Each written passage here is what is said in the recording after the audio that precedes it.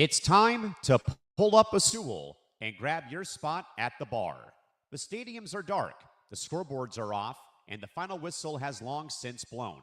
But in here, the lights stay on. Welcome to the ETB Lounge on the Empty the Bench Network.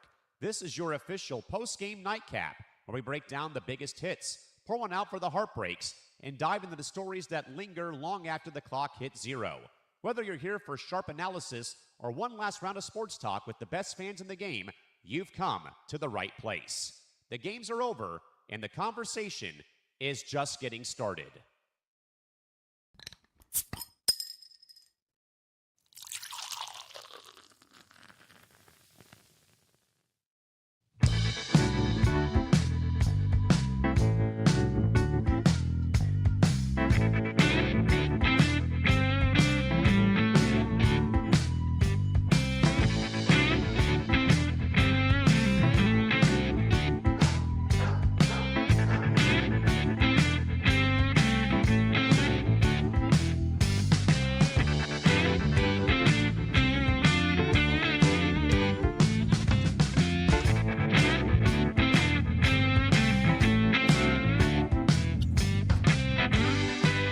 Hey, what's up, everybody? Welcome into another edition of ETB Lounge. I'm Nick DiMartino. That's Ben Kruse. That's Tom Albano. And that's Ray Bentley.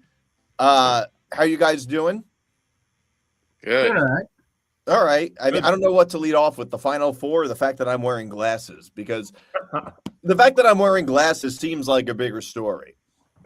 It's a breaking development here at the network. Well, what happened was I have a problem with my eye. What is it?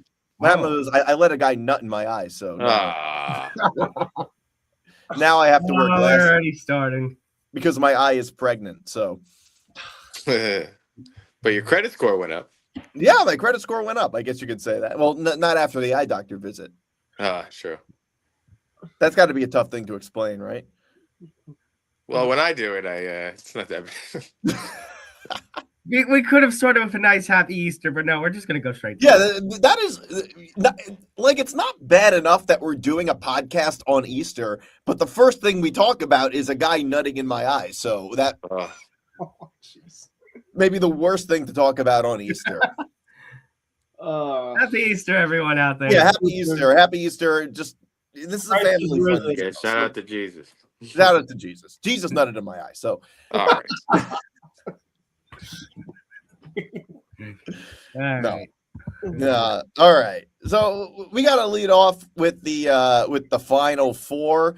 I don't know how much of the games you guys watched. Ben is a UConn fan. UConn is now back in the final. I can't tell. You're wearing a UConn. No, you're not wearing. No, he's not. He's not. I'm surprised you didn't wear a UConn jersey and paint your face. No. You know what? Just joining for the first hour of tomorrow's lounge. If UConn is ahead or ends up winning the game, I fully expect he's gonna do something like that. I'm gonna get something. Trust me.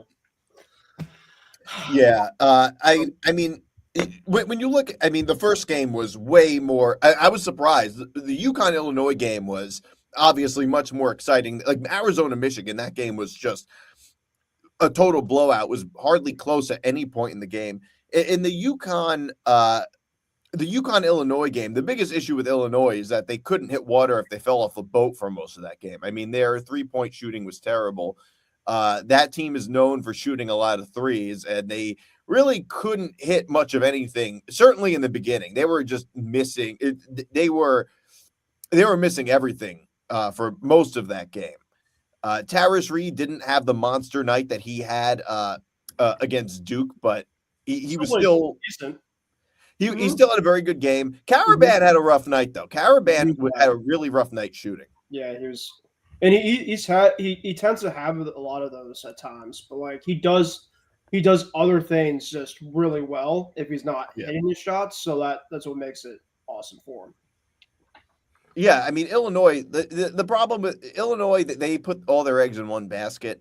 It's all they're just a high volume 3-point shooting team, which eventually that's going to catch up to you in college basketball, because I mean, they're college kids. They're not like they're not so consistent. Like you can't be like the Golden State Warriors. And what is it with Illinois and all these Eastern European players? They love the Eastern European players. They had a crazy amount of guys with the last names I cannot pronounce. Yeah, so many guys with last names that end in Isevich or something like that. Yeah, I mean, I guess they have foothold in certain markets for Well, players. it's like St. John's with African players. There's always at least one or two St. John's players with an African last name that's hard to pronounce. Usually a center. Remember when Burkina Faso, the country in Africa, put a travel ban on Americans? And Americans were all like, oh, this ruined all our travel plans. I was like, that sounds like the name of a St. John's player. That's good. See, the thing is with it's weird for me, and maybe that's because of the last names I deal with in the world of MMA, where I can probably pronounce some of the last names, but trying to spell them off the top of my head, yeah, that's going to be an issue. The hardest names to pronounce are Samoan last names because actually Polish last names are the same way, and Vietnamese names. Those names, the pronunciation has nothing to do with how it's spelled. That's the problem. If you look at like most names, you can take an Italian last name and you can sound it out. But a Polish last name, it's like the last name Krzyzewski. It begins with a K. His last name should be Kruzewski. mm-hmm. But because his ancestors had to be assholes about it, they have to pronounce it Krzyzewski. Well, look at a lot of the towns and cities in Massachusetts. I mean, like, you know, there's a lot of people like Worcester is, you know, a lot of people think it's Worcester, right? I mean, yeah, just kind of the way things are for a lot of. I mean, I obviously know a lot of these because I have relatives up there, and of course my fan base, my teams, and whatever. But like, there's a lot of people that if you go up to Massachusetts and from a western coast or whatever, and they go to Mass and they say what Dorchester, or is it Dorchester? Chester. Right? At the end there. Antetokounmpo, yep. I don't even know if that. Yeah, Antetokounmpo. That's a tough name to pronounce. That hockey plus soccer plus rugby. Yeah, name pronunciation. Hell, those are sports I don't really know as well. A lot of Eastern European hockey players. That's the reason why. Mm-hmm. UFC gets tough too. Oh yeah. Yeah. Well, the example I was going to go with was actually combat sports from the UFC. Yeah. Joanna, who was the Polish UFC champion for a couple of years. Her last name is Jędrzejczyk, but I can pronounce it. But when I'm writing an article out about her, I have to check the spelling like 3-4 times just to make sure I have it right. Back in the day, they would go by different names. I feel like they would go by name, like entertainers. Like entertainers typically, if they have a hard to pronounce last name, they usually like Americanize it or anglicize it to something different, like or some sort of nickname. Like I'll stick with my Joanna example. She was called Joanna Champion or Joanna Violence. But obviously, when you're writing a formalized recap article about an MMA match, the rule is you have to use the last name. Yeah, that's why I'm not big into MMA. That's why I like seeing homeless people fight each other instead. That's the fight. It's fun fights. Yeah, that's the type of fighting I like to watch. But yeah, some of those. But I think in football and basketball, though, the hard to pronounce names are the first names. Like you look at that name and you're like, wait, that's a name? Like Little Jordan Humphrey? Yeah, like anybody on the Saints. Yeah, but like Little Jordan. I honestly have said, who names their child Little Jordan? I guess when the dad is named Big Jordan or something like that. Yeah, right. But that's his legal name, Little Jordan. I know. Legal name. Isn't there a Ha-Ha too? Imagine. Yeah, Ha-Ha Clinton Dix, but his real name is Hashan. So Ha-Ha was just a nickname. And even Hashan. I've never heard of that name before. And let's not forget the best name in college football, General Booty. General Booty is crazy. Imagine you're Jake Butt was a tight end. Yeah. Imagine you're at a party with, and you go up to a guy and he's just like, what was your best friend's name? Little Jordan. That's my best friend's name. Like, imagine, like, that's a sick ass name though. I'm not gonna lie. Someone's gonna say Michael Jordan's son. Yeah, Michael Jordan's son. General Booty. General Booty. Yeah, It's the that's best. maybe the greatest name. Yeah. It would have been better if he was a tight end. Right. Or a wide Actually, receiver. Yeah, or wide receiver. Well, Chris Cooley was the name of a tight end on the Redskins. Yeah, that makes sense. Yes. That's Red another. Cooley. That's another good one. Let's look at the comments. Kool-Aid McKinstry. That is a great I example. love Yeah, it. that too. Alabama yeah. football player. Great example. Kool-Aid McKinstry. I don't know what his real name is. His real name is something very bland and generic. His real name is JaQuincy. Wow. That's pretty He's the only bland. person whose nickname sounds more normal than his real first name. Kool-Aid. Yeah, cool. I wonder how he got the nickname Kool-Aid. I guess he No. maybe. Oh, the next one that Callum. Don't go posted. there, Nick.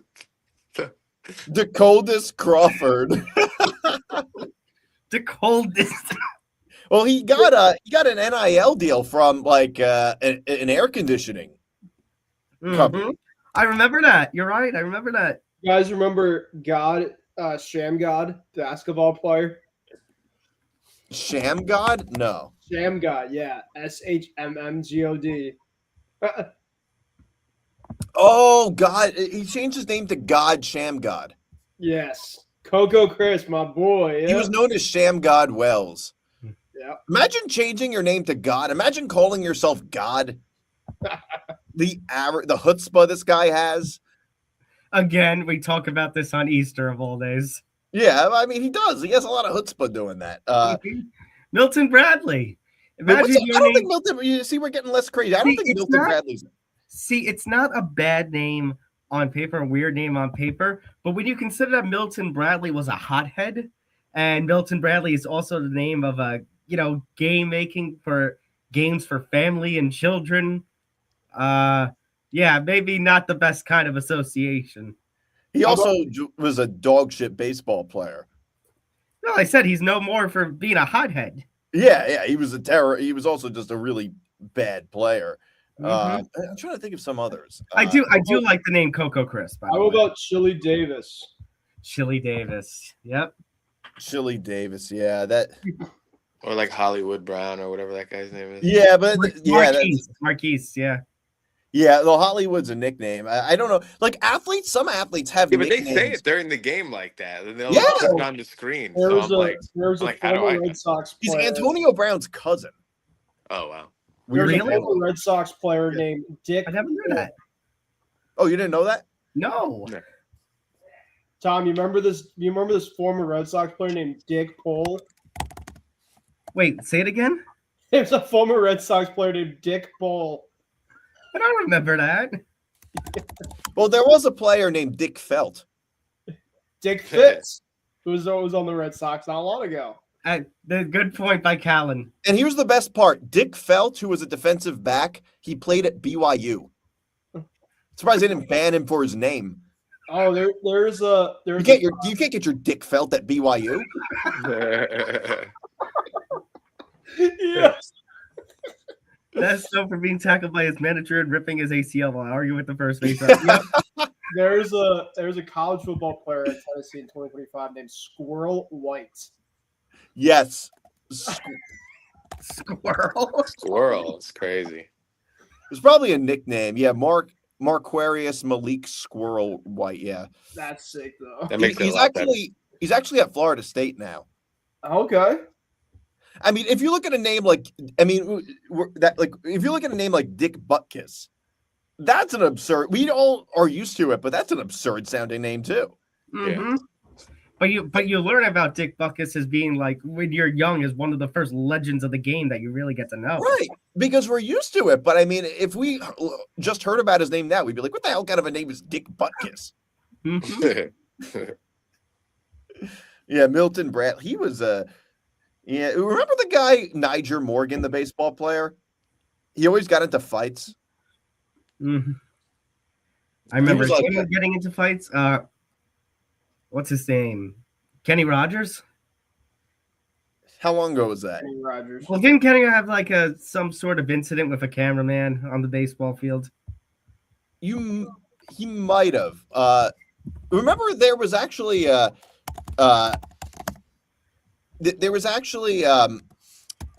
remember the incident where what's his name? Devontae Adams like knocked over the cameraman.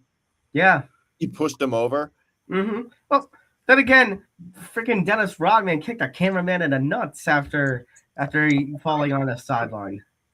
I feel like Dennis Rodman gets so many passes just because he's like, Texas Rangers pitcher Kenny Rogers assaulted 2 cameramen, including KDFW's Larry Rodriguez, before a game against the Angels. Rogers shoved them, threw a camera to the ground, and kicked it, causing injuries that sent Rodriguez to the hospital. MLB suspended Rogers for 20 games and fined him $50,000. Which in reality would be 4 games for him because he was a pitcher. Yeah, because he's a starting pitcher. While Randy Johnson smashed a cameraman. I didn't know about that. I remember that. I do remember that too. So he also killed a bird. Yeah, best video ever. Randy Johnson murdered a bird. Yeah, I never knew that. Randy. No, yeah, Randy did that. I remember.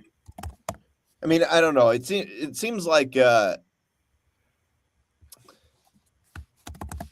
love how the conversation has devolved into making fun of athletes names and talking about hotheads. Well, look, I think hotheads make sports fun. I got to tell you.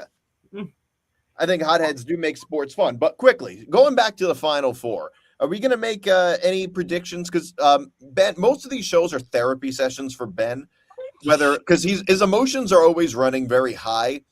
And then I usually talk shit about the state of Connecticut at some point. Like you did last show? I did last show, or most of the shows. Connecticut's a shithole. I don't like it. But, I mean, it is. I like visiting. I respect the opinion. I view Connecticut the same way I view, like, Jamaica. Like, I'd like to visit, but I don't want to live there. No, it's fair. I could definitely get it. Wait, what the hell, Cal? Lloyd World Be Free. Yes, that's another good one. Wow. Oh my God. Yeah, that's another that's another good one.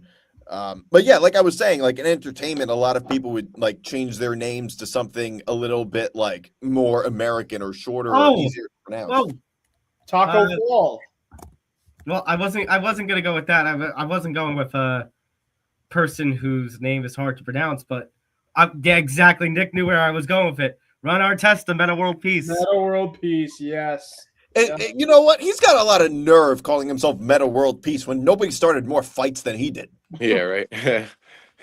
Imagine if he got a nuclear weapon. I would rather Iran have a nuclear weapon than Ron Artest. And of all places for world peace, Meta. Yeah, that's one. World Be Free. I mean, how about the name? I forgot one. God's Gift Achua. Yep. He played in St. John's. God's Gift Achua. Oh my God. That is a very St. John's player name. God's Gift Achua. That sounds like a fantasy football name if you have Tua on your fantasy team. God's Gift Achua. It really does sound more like a fantasy name than an actual name. God's Gift Achua. But yeah, Ben, you are the most spoiled sports fan I know, and I say that that's a good thing. That's a good thing. By spoiled, I mean like you just see your teams go to the championships and win a lot of championships. I hardly see that at all. I saw the Mets make the World Series twice, and that was in like they were 9, and that was 9 years apart. I don't experience much winning or happiness in general in life. You experience what you just said that, Nick. I just like I'm like, damn, man. I'm going deep. Yeah. Well, you must be. Look, I was happy because UConn actually. I had money on UConn, so I was actually pretty thrilled. Mm-hmm. But what did you bet on for? Was it the money line? The spread, actually. Yeah. The spread was only Shad Ochocinco. That's another guy. The spread was only 1.5, so I mean it wasn't like it was. Basically a pick 'em.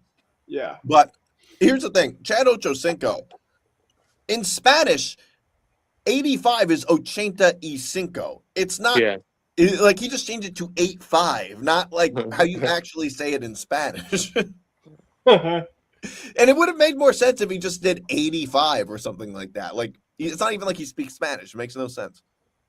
You can tell he has no friends that are willing to like talk him off the ledge. Like, hey, that's a bad idea, bro. Yeah, no Spanish friends.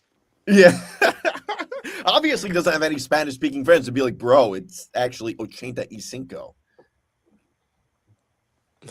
No friends, no life coach. Not even his agent. Not even his agent could talk him out of that one. Well, not even his agent. Imagine bringing that up to your. Yeah, I think I'm gonna change my name. That's good marketing, actually. That's a smart move. Yeah, he speaks Spanglish. Yeah, I guess you could call that Spanglish. Clearly, yeah. I mean, I don't even know. But yeah, Ben, how are you feeling? I'm trying to be your therapist today. How are you feeling? How am I feeling going into tomorrow? I want to get my revenge from the Super Bowl, in which, crazy to think that, and yes, Nick, I will admit I am very, very spoiled, and I'm grateful for that because I didn't expect that in my life at all. I didn't expect that whatsoever. So I'll never take a lot of things for granted, but just what I've just been coming to, it's crazy. Even when UConn women lost to South Carolina, it's like, well, damn. Like they made it to the Final Four. They were on a 54-game winning streak. I mean, there's really not much I could really be upset about. South Carolina just played better, top to bottom, but give them credit for that. But yeah, tomorrow, you know what, Nick? I actually feel pretty calm because at this point in time, this UConn team's kind of playing with house money. This is not a UConn team of like the past years when they've won the national championship that their expectations are so high that they have to kind of win it. I mean, like 2023 team, 2024 team, they were just a complete juggernaut. Like they were just completely steamrolling teams. And when I actually saw UConn at Barclays, which I think I told you, Nick, beforehand, that was the year when they went back to back, and I got interviewed by wasn't News 12 Connecticut. It was definitely one of the Connecticut radio anchors outside the arena, and they basically asked me. They said, what's the limit for this team? I said, hopefully back to back, because they had a very, very dominant run, kind of like this Michigan team that we're going up against. This Michigan team is very similar with the way UConn was in 2024. They have a lot of height, a lot of size. They could shoot from the outside. They could steal the ball. I feel optimistic, Nick. I'll say that, but I don't think we're gonna pull this game out. And that's not me being an overall negative. It doesn't sound optimistic. Well, I'm cautious. It's a good thing you're not like a doctor for somebody. Look, I'm feeling optimistic, but you have 6 months to live. I'm cautiously optimistic, kind of like the way I felt before Duke. Like, I think if everything kind of goes our way, of course we could win this one and we can, do the best we can. But Michigan, the way that Michigan beat Arizona yesterday, yes, Colin, yes, I will talk about that later, for sure. The way Michigan played yesterday really is like, oh shit, like we're definitely in. Like, if we have a lot of like mishaps with the way we're playing against Duke, I don't think that we are going to make this a game, because Arizona, I think, is a better team than we are. But you know what, Michigan, I'm ready for you tomorrow. You know what, I have to stay a little optimistic, even though I was just right there saying cautiously, because they have a chance to go to win banner number 7. And I think this makes a case if Dan Hurley can win this championship. I mean, a lot of people are saying if he does this, he can go down as the current greatest coach of all time, given that he's been to already 3 of the 4 Final Fours, and then this would be another national championship on his belt with arguably the stretch that he went through. I mean, you look at the overall region that he went through. He went through Michigan State. He went through Duke, arguably the best team. He went through Illinois, which, say what you want to say, they're the number 1 offensive ranked team, and then you beat Michigan.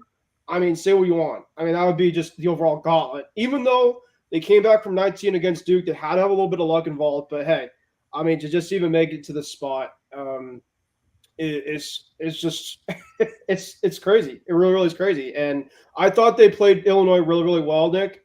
I will say, for some odd reason, and to Will and Zan and all my Illinois buddies, I just want to congratulate you guys on a great year. But I will say something about UConn against Illinois. We match up well against them. And we beat them at TD Garden last year on obviously that 31-0 run that we had. We beat them in MSG, and then we beat them yesterday. Now, granted, they're always give us close games, but for some odd reason, we just match up really well at the end against them. So I did kind of like the matchup against this yesterday, but the matchup against Michigan does scare me. But I want to just say, listen, sky's the limit, and we'll see what happens tomorrow.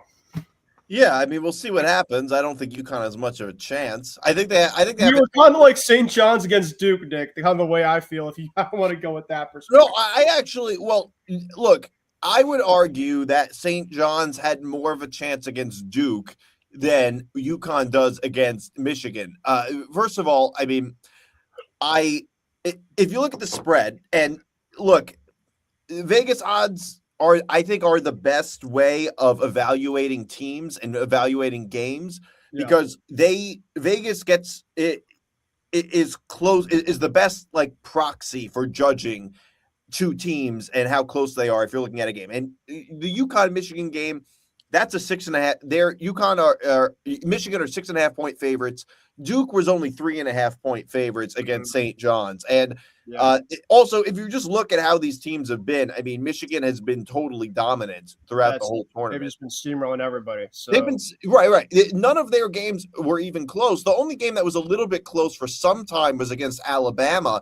But even when they played Arizona, and Arizona was a level of dominant that we haven't seen. The only other team arguably that was more dominant than Arizona was Michigan, and Michigan totally destroyed Arizona. Yeah, that game wasn't even close.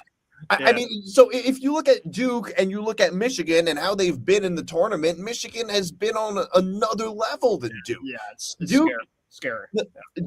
The problem is Duke's best players were much younger. Duke had a tendency to like let teams back into games they had no business being in. And I just don't think that's true about Michigan. I think Michigan has been much better. Michigan has some great players down low, and I think they can handle Tarris Reed a little better than Duke can handle Tarris Reed. I think that I really like Michigan here. I think Michigan covers the spread. This is just the way Michigan's been playing. I don't think UConn is going to cover the spread. I don't even think that could happen. I don't think you're going to be able to do against Michigan like what like Braylon Mullins did against Duke. Like, I don't think that's going to happen.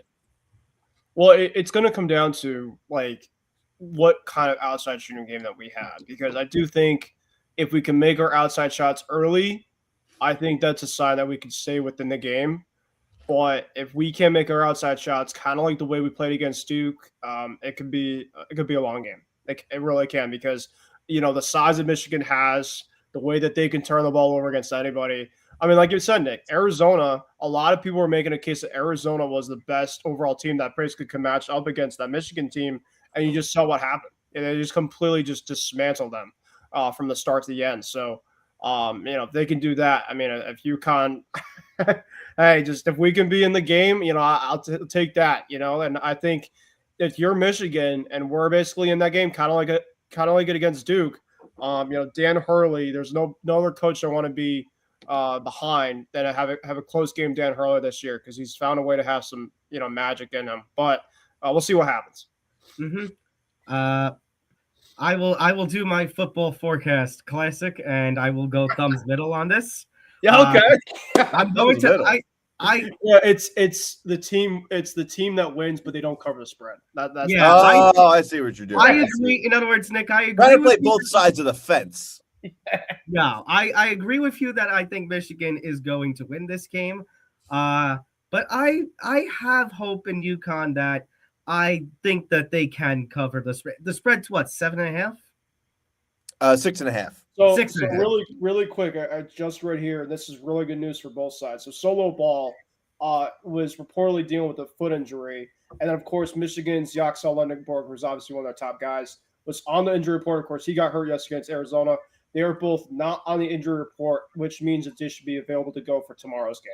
I mean, I wouldn't expect them to not play tomorrow, considering it's the national championship game. Right. But having that, plus the fact that, I mean, it's Dan Hurley, and at this point, with all of his success, I'm not going to question and say, "Oh, they have no shot." So after the Duke game, right, absolutely, right. But on that note, you know, what I'm going to say is going to be like one of those things where it's like, I salute you, Captain Obvious, but it actually just goes back to something I think then Nick, we talked about on last week's edition of the Lounge after Duke got upset.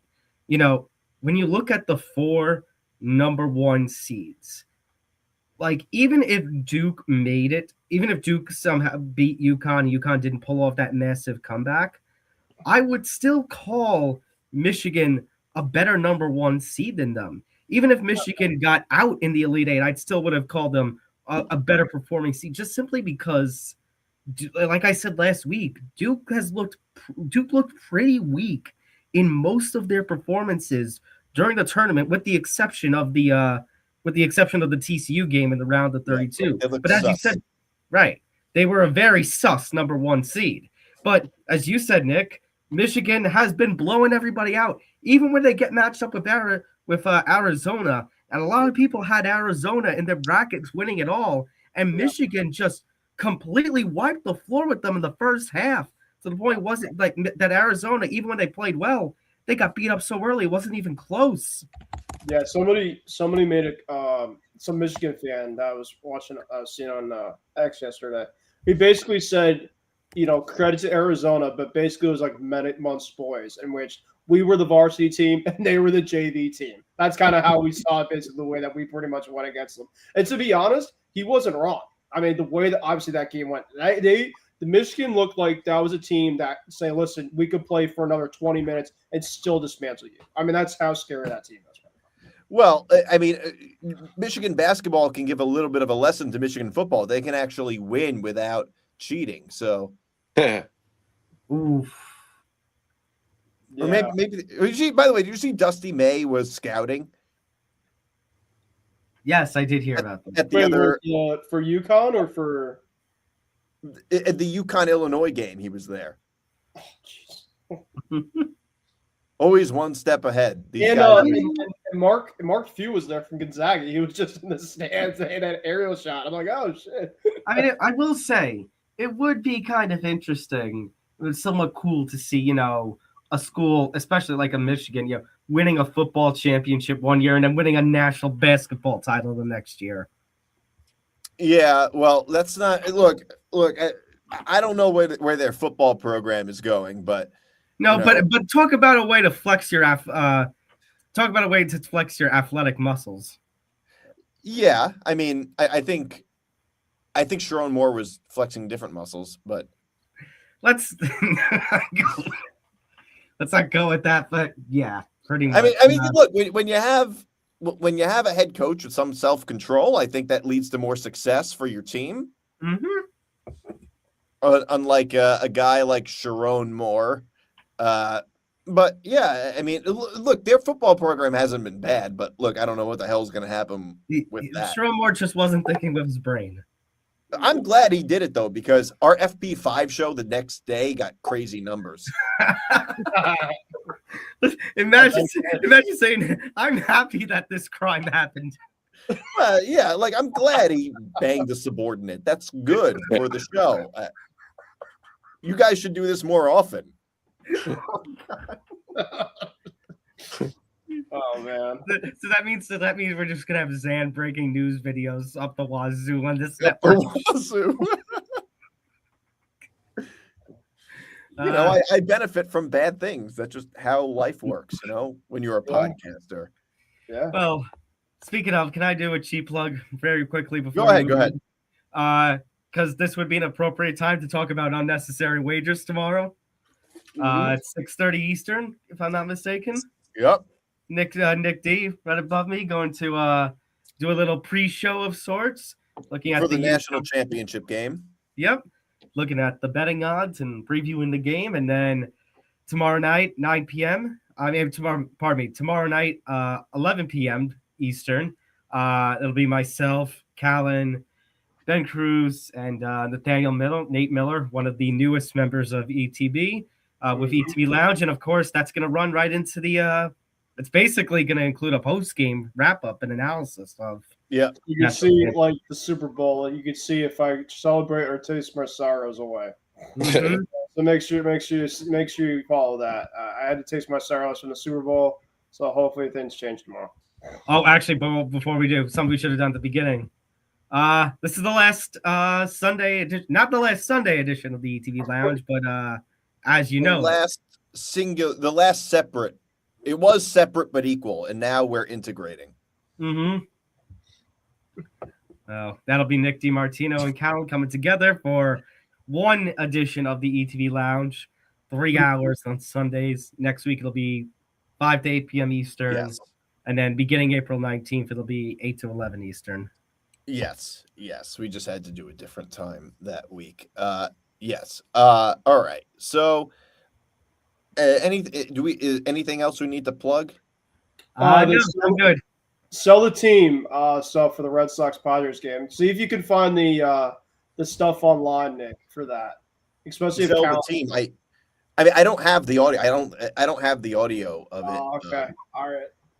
But when was it? Today at Fenway Park? It was today at Fenway Park. Yep. Well, I'm used to hearing sell the team chants. In fact, I've probably partaken in some of them, but I will have to say they're pretty useless chants. No owner has ever sold the team because the fans wanted it. I mean, it is like. I think they're defiant. I think Knick fans should chant for James Dolan to keep the team, and then maybe he'll sell. I mean, I don't like.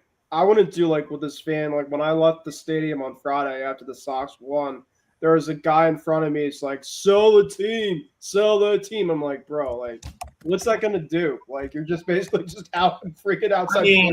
I mean, my football team has technical new ownership, but in a completely different circumstance. It had to do with Epstein. Yeah. Or Palm Beach Pete. Mm-hmm. Well, I forgot who I was talking with. Nick M. Just as a normal chat. It wasn't on a show or anything, but I said, honestly, the big news to come out of that for Giants fans is that with John Mara still dealing with his cancer, we have a new generation of Maras and Tishes basically owning the team right now. While we're on this topic, Tom, we're talking, of course, about shows coming up. We also have a football show coming up later this month with the NFL Draft. That'll be cool. Yes. Just getting into the works of that. But yes, the annual NFL Draft stream will come back. Yes. Day one is Thursday, the 24th. Third. Okay. Oh, third. Sorry. Yep, that's when Jet fans are going to start booing their picks. All right, can we talk about now that with Ray on? Can we talk about Louis C.K. doing a Netflix special? Yeah, Louis C.K. is returning to Netflix. This is like Michael Jordan returning to the Bulls. This is the I'm back press release. Yeah, it's so. And look, I am absolutely thrilled that Louis C.K. is going to be on Netflix again. I don't watch Netflix very much, but I would watch Netflix just to see another Louis C.K. special. Yeah, I think it's awesome because especially all his stuff has just been on his private website lately. You know, he's been kind of like moved aside and trying to take his business that way, which is cool for him. But this is kind of sick. I'm not even the biggest fan, but I'm pumped just because it's also that like that uncancel and comeback kind of story thing too. That's pretty cool, especially for a comedian. Yeah, I mean, like, I don't know. I think Louis C.K., in my opinion, might be like the best stand-up comedian of all time. He's the only one he's one of the few. I think comedians are a lot like professional athletes in the sense that like your comedy ages at some point. Like most comedians that are all-time greats are less funny than they were 20 years ago. Like they're good, but they're not what they want. They're not as good as they once were. Louis C.K. is the only one who that didn't really happen to. Like Jerry Seinfeld's a great comedian, but he's not as funny as he was 20, 30 years ago. Just like with professional athletes, I think. But Louis C.K. is the only one. I feel like he hasn't aged. It probably has to do with his exile. Like he's really been brought down to earth. That's probably the reason why. Could be that. But I think Louis C.K. now is as good as he ever was. Like that's the biggest.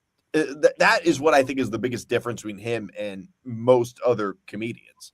Plus, he keeps doing spots. Some of these other guys, like how often is Jerry's not stopping in at the dojo on a Wednesday night. Dojo. Well, look, if not for the scandal, Louis C.K. Wait, did Louis C.K. do the dojo?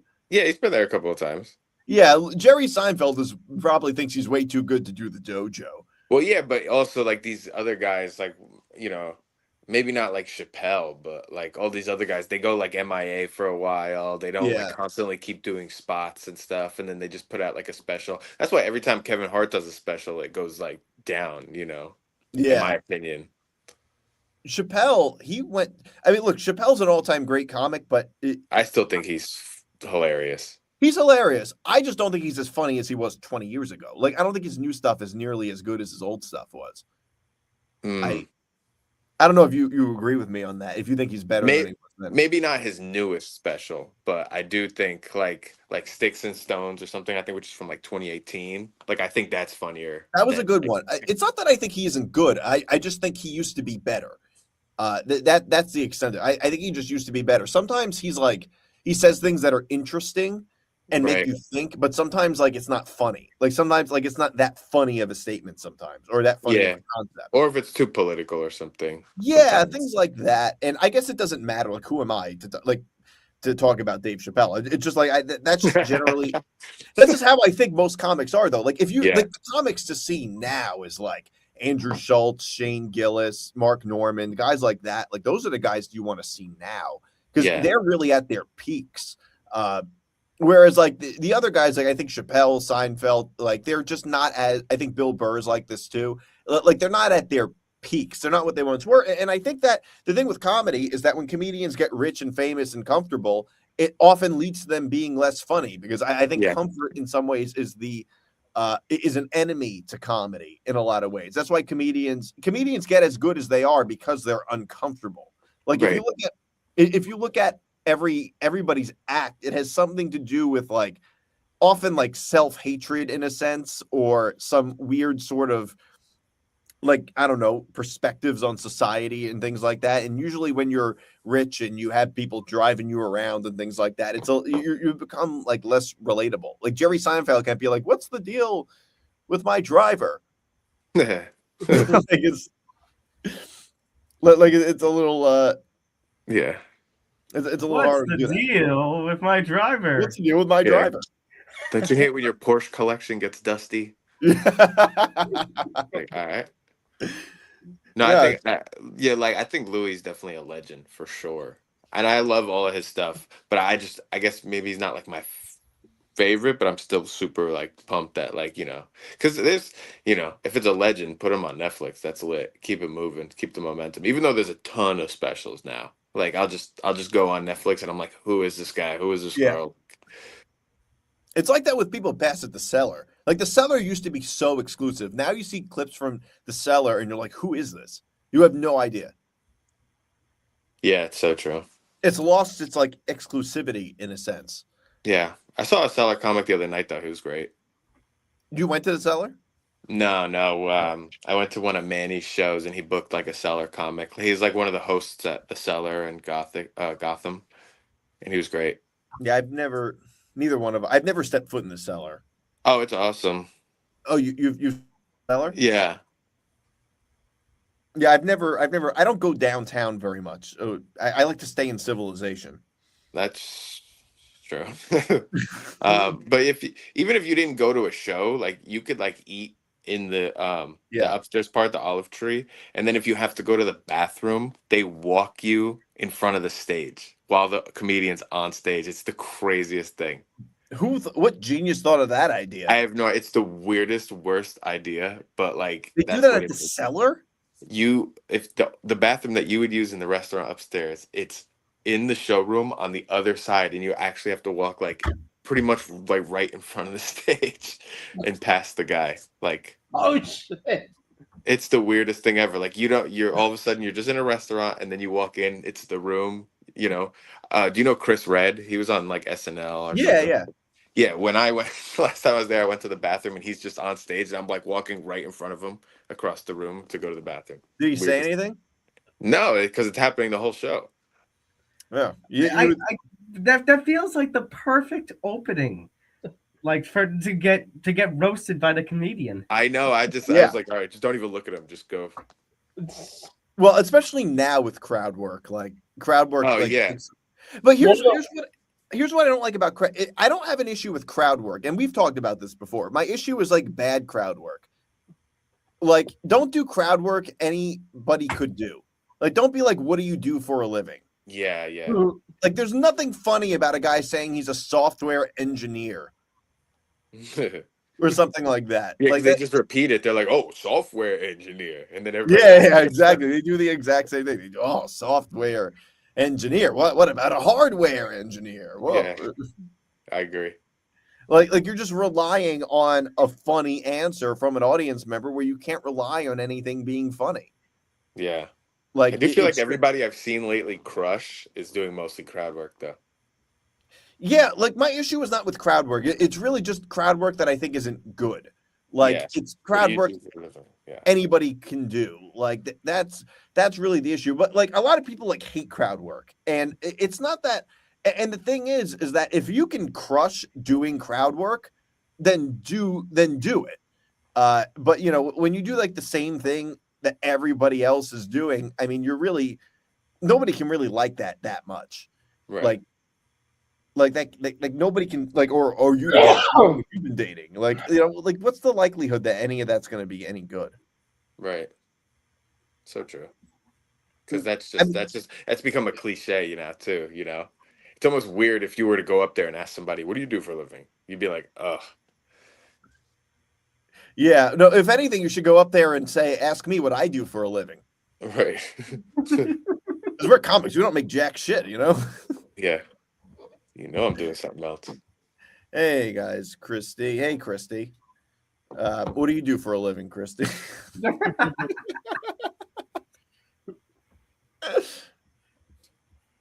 Yeah. So, yeah, hearing. Oh, yeah. Sorry, I thought that was a new comment. But yeah, we can talk about selling the team if you want, Ben. Oh, by the way, the asking somebody, you know, giving the spectators the opportunity to ask you, "What do you do for a living?" is like the perfect way for you to potentially get roasted as well as a comedian. Yeah, exactly. I can say, like, I'm asking you to do comic work. What do I do for a living? And that's when the person says, "Don't quit your day job." Yeah, exactly. Oh god. Yeah, just the overall video. Basically, what happened was the Sox were up 4-0 today. They're 2-6. It's a rainy day, Easter. Blew the game. And they give a second run in the last half and lost the game 8-6. And it was like the second last inning of the game after the Padres got their last run. You just kind of hear fans in the background on the Padres broadcast or whatever, just like fans chanting, "Sell the team, sell the team." And it's funny because, like, you know, they haven't really been saying that a lot, but like this ownership for probably since 2018 has been nothing short of a joke. You know, they've gone through basically the Fenway Sports Group has pretty much cared about other things than the actual Red Sox team itself. So, I mean, the fan base is getting to a point in time where, yes, granted, it is 9-10 games in, but you don't have more wins right now than the Chicago White Sox or the Colorado Rockies, arguably two of the poorest franchise-run teams. And, you know, it's bad. You know, you're Boston, you're a big market type of team.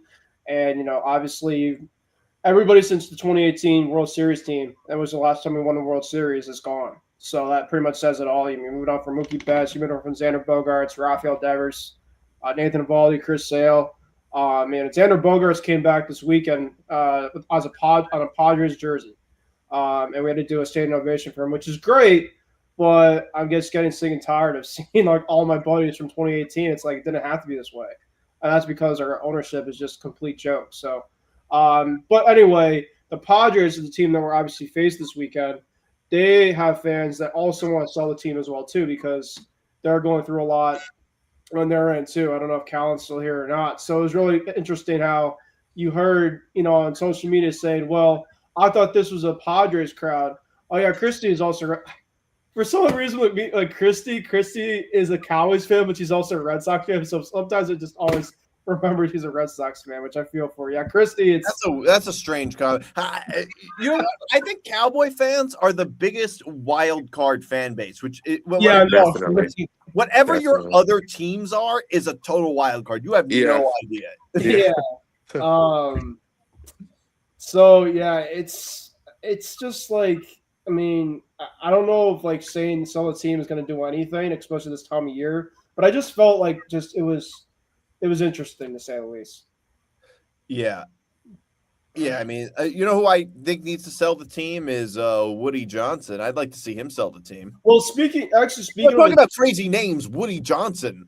That's up there. Speaking of the Jets, I think they're the last running organization. Well, the Sabres. We're obviously in a massive playoff drought, and they're Tom. Now the Sabres from Buffalo are making the playoffs. Well, think about this then.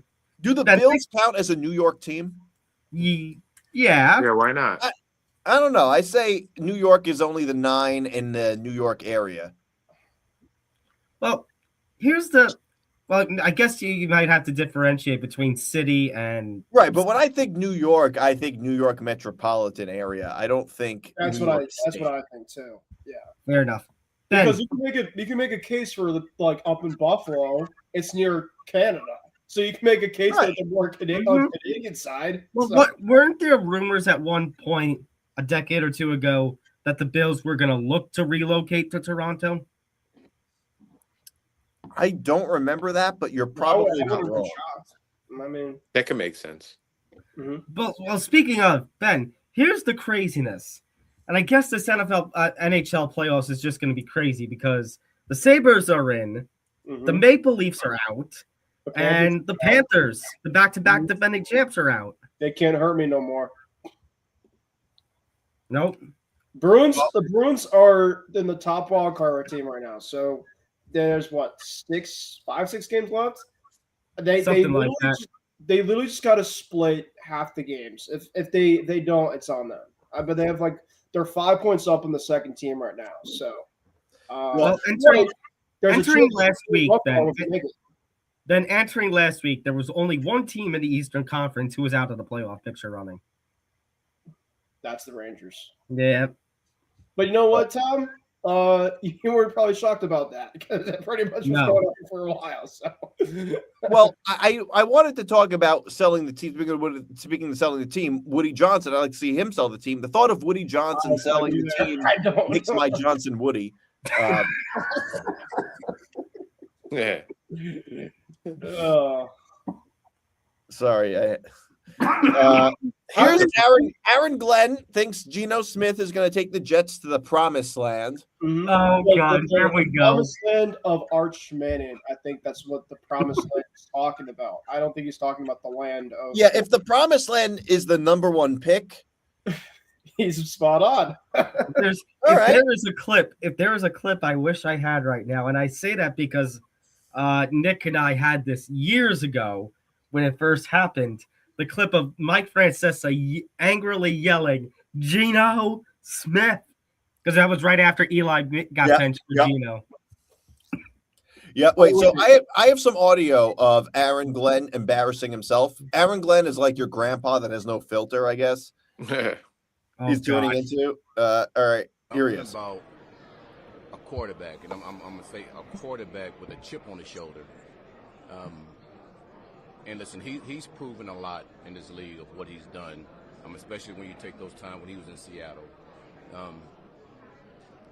listen, he fits exactly what we're trying to do. So obviously we've created an identity. The foundation of our offense is pretty good now. Like, I just feel like he's the guy that's going to lead us to the promised land. He's the guy that's going to touch the ball more than anybody else on offense. And listen, I know he had his struggles, and I think a lot of quarterbacks, they have their struggles. If you look at over the last 5 years, the guy that's thrown the most interception. I mean, the top guys are up there. I mean, that's like saying that's legitimately crazy. That's like saying the best the best hitters often like lead the league in strikeouts. It's like, but it's not inherently good. If you only lead the league in interceptions with nothing good, with nothing else good to back you up, well, that's not a good thing. Interceptions aren't inherently good. Like, what is he talking about? Nick, I think it's more likely that Geno Smith gets punched in the face in the locker room again than he does bring the Jets to the playoffs. Yeah, maybe he's going to have, maybe the other side of his jaw is going to get knocked out this time. Exactly. Who's he going to run afoul of money-wise this time? Yeah, yeah. That was pretty crazy when his jaw got knocked out. And then Adam Capali, he got cut, and then he went to the Bills. The Bills picked him up, and then when they played, the Jets and Bills played each other, Rex Ryan made him the honorary captain. I don't know if you guys remember that. That was a very Rex Ryan move. Very petty, but very Rex Ryan. Yeah, very. Yeah, that was. Oh, they ended up beating us twice that year and cost us a playoff spot. That was. I'm starting to sound like Ben. I'm just talking about my trauma. Sox fan, a Jets fan, though. As a Jet fan, he's like, yeah, he fits our offense perfectly. I can't say I disagree. I think a guy who only throws interceptions, can barely complete a forward pass. Yeah, I think that guy does fit the Jets offense. Yeah, he should be on the Jets. Yeah, for sure. Makes sense. I mean, you go from Justin Fields, who decides to be a running quarterback but can't throw the football forward, to Geno Smith, who throws the interceptions. So it's what do you got to do? Yeah, that is it's rough. It's rough out there for Jet fans. Would you have gotten Kirk Cousins? I mean, granted that contract was terrible, but would you have taken that? Better than Geno Smith. Yeah, I remember, if we're talking about fitting the reputation of the Jets, okay, there is that gym in Korea that has all the Jets memorabilia up or decorations up. This is going to be your team if you stop going to the gym. You know what, Tom? I was just thinking about the Jets for a quick sec, and you know how we do playoff scenarios for football forecast. We got to start putting it on the forecast draft scenarios. So you basically saying, well, so if the Raiders don't take Fernando Mendoza, the Jets, technically speaking, could go take a look. Granted, they'll probably take Mendoza, but the Jets, technically speaking, could take a look at getting him. If the Raiders don't get him at number 1, the Jets could have a chance to go him at number 2. The Giants currently have the number 10 pick. However, they could go up if so-and-so happens. Like, I would love to see what you know what's really funny about that gym in South Korea that has the pictures of the Jets? They're neighbors with North Korea, and their biggest doom that they can give is the New York Jets. That's crazy. That's crazy. Like, they could have just showed pictures of North Koreans and be like, if you don't finish your set, you're going to look like this. Yeah. Wow. Yeah. Then I just sort of, and maybe this has to be something we talk about on the football shows and sports shows leading up to the draft, but it can't be crazy. Like, the Raiders would be crazy if they decide, oh, we're paying $20 million for Kirk Cousins. You know, I know. That's what I'm saying. Like, it's not gonna happen, so it's tough. But if there was a world, then it's the Raiders, so I won't count anything out. True. Yeah. By the way, I don't know. I was in Vegas for the Raiders-Cowboys game. And by the way, we're almost coming up at the end of the first hour. I don't want to make the show sound too radio-y, but we do have 2 hours, so we're almost done with the first hour. But I was in Vegas for the Raiders-Cowboys game, and the Raiders and Cowboy fans look exactly the same. Like, you could swap them, swap jerseys. Like, for every Raider fan, there's a Cowboy fan who looks exactly the same, and they all seem to look AI generated.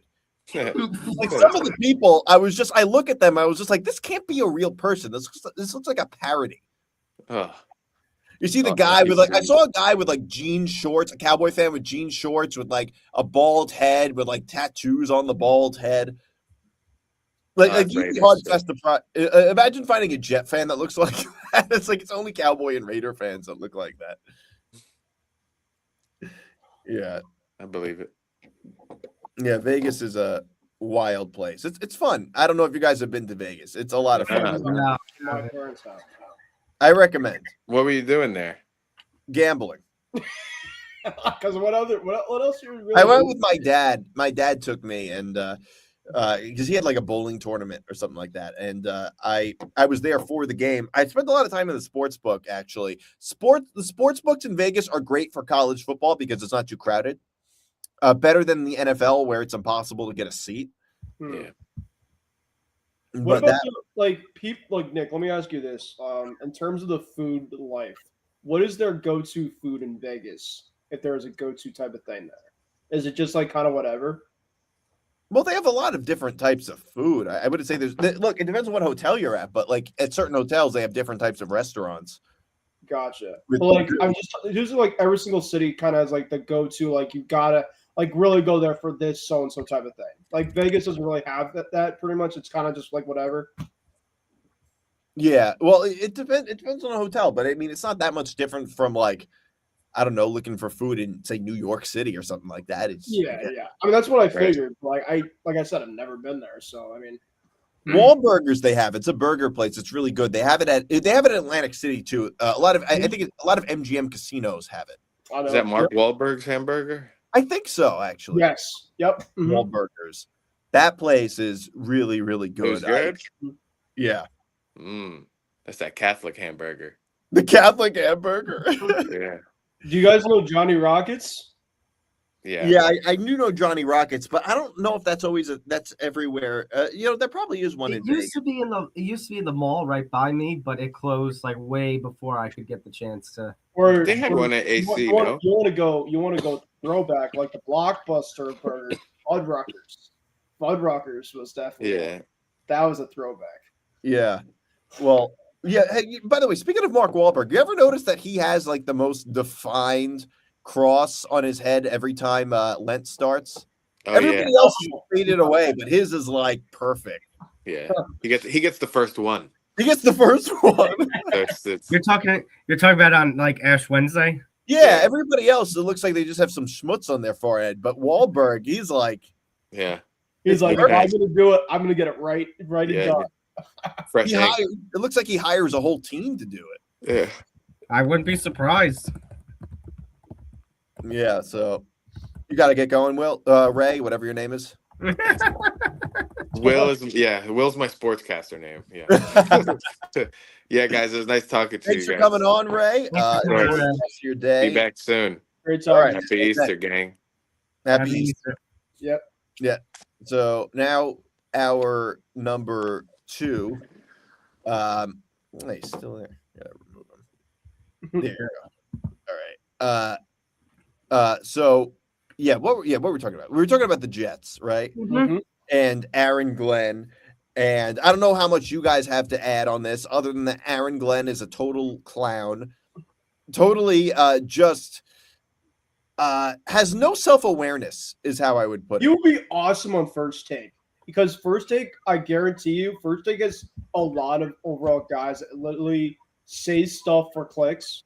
And, Aaron Glenn, you just talk about a perfect guest to have on. It's just in terms of, like, how do you feel like the Jets are going to be this year? You just say, well, we're the freaking New York Jets. We know for a fact we're going to come in this year and absolutely do our thing. And, like, of course, he's going to say that. But, like, you feel like from a non-Jets perspective things, he would get clicks left and right of, like, okay, buddy. But. Like, sure. Yeah, sure. Yeah. Whatever you say.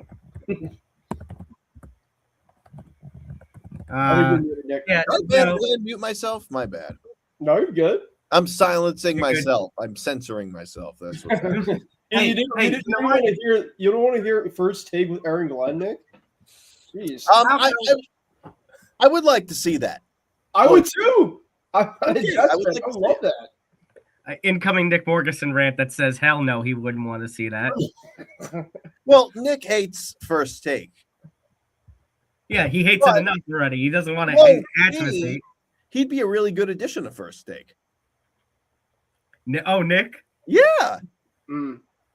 Just imagine.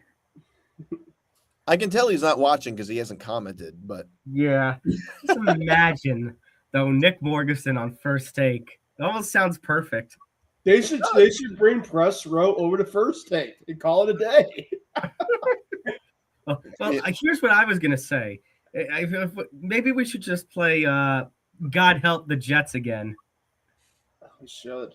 Well, I don't know I think God's got better things to do than to help the Jets. No, I'm talking about. Remember they were traveling for the game in London, and I made that parody.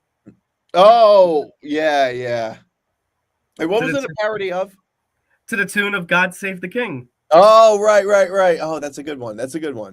And I threw the line in for Aaron Glenn: "Dance before end of game."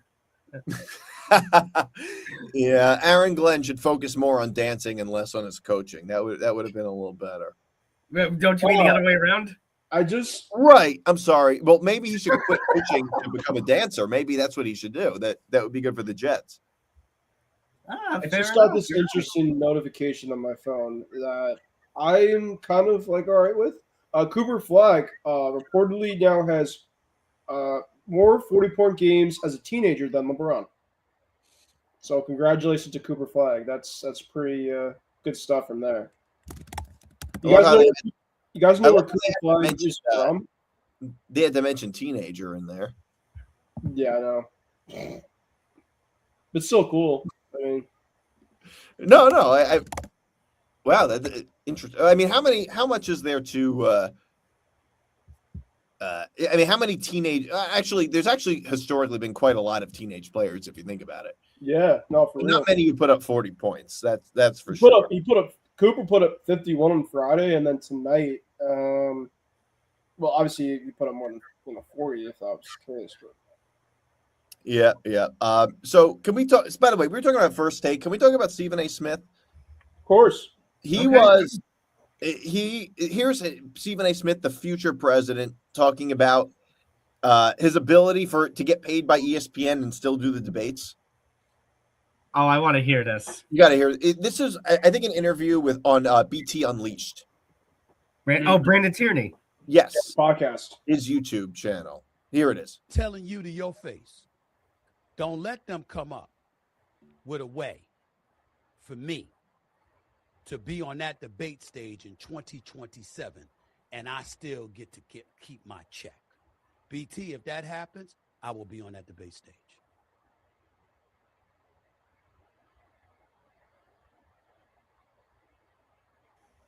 You're so short, but yes. Interesting. I want to see Stephen A. Smith run for president. That's the only way you can get me to watch the debates. I want to see that happen. I don't think he has any shot at actually winning because I don't think he fits either party's platform well enough to actually win. But I want to see Stephen A. Smith in the presidential debates. That would be wasn't that long ago. Maybe it was one of the first times I was on Lounge with you, I think, Nick, where we've talked about this and we had the video that showed all the different voice clips and everything was cut up. And basically it seemed like, oh yeah, because it was from that CBS News story about it. And it seemed like he plays to he tries to be the perfect politician where he tries to play to both sides. Yeah, but the thing is that the way politics works is that you don't play to both sides in primaries, and you really run strictly to one side or the other in primaries, and then you try to play both sides in the general election. The problem is you have to win a primary first, and I don't think Stephen A. Smith can win. Unless he runs as an independent, but then he's not winning. Yeah, no, then he's not winning. Exactly. I don't think he can win a Republican or Democratic primary. That's his problem. Unfortunately, if he runs as as an independent, he's not winning. He has to run as a Democrat or Republican. Yeah, and the thing is, though, is that like very few, the truth is, I don't think we're going to see that many celebrities become presidents in the future. I don't think that's going to happen very much. Remember, it was a few years ago they were talking about The Rock becoming president. I mean, come on. First of all, is there anybody who lies to the public more than The Rock claiming he's not on any steroids? I mean, give me a break. The, Then again, he's too busy. Then again, he and TKO are too busy running the WWE and UFC right now. But I mean, I will say this though. I will say this. I don't think a trend of people like Stephen A. Smith running for president and like all these celebrities is necessarily a bad thing, because part of me would rather have people like Stephen A. Smith who have been productive in real life running for president than like career politicians who just live off the taxpayer their whole lives and don't do anything. So I actually don't think that's necessarily such a bad thing that outsiders run for president. For me, what I really just care about is the entertainment value of it and the entertainment of Stephen A. Smith running for president. I mean, he is so relevant. He's so good at making headlines in the sports world that he's relevant in the non-sports world. Everybody knows who he is. He's more famous than most of the athletes he talks about. Like, that is so unique for a commentator. Right. Like, you just don't see it happen very much. And look, he would make it entertaining. The debates, he would make it entertaining. But I will say this though, I don't think he's going to have any real shot at still getting paid by ESPN and still doing the debates. I don't really think there's any way that can happen. And at that point, and in fairness, at that point, why would you want to leave your ESPN job where it's cozy and you get to produce so much content and you're making millions of dollars? He's not going to. And that's why I think it's not actually going to happen. But I hope it does happen, because I think it would be fun. It would be funny to see. It would be interesting. Stephen A. Smith is a smart guy. He's not stupid by any means, and he's a very, very good debater. He really is. And I think, like, but the thing is, though, he would never just leave his job at ESPN to run for president when he doesn't even have much of a shot at winning. Even if he were to become president, he'd be taking a massive pay cut. That's the thing with presidents, is that, like, if you're super successful outside of politics, you're not going to want to go into politics, because the president really doesn't even make that much money. He'd be taking a huge pay cut if he were to become president. It's just that's true.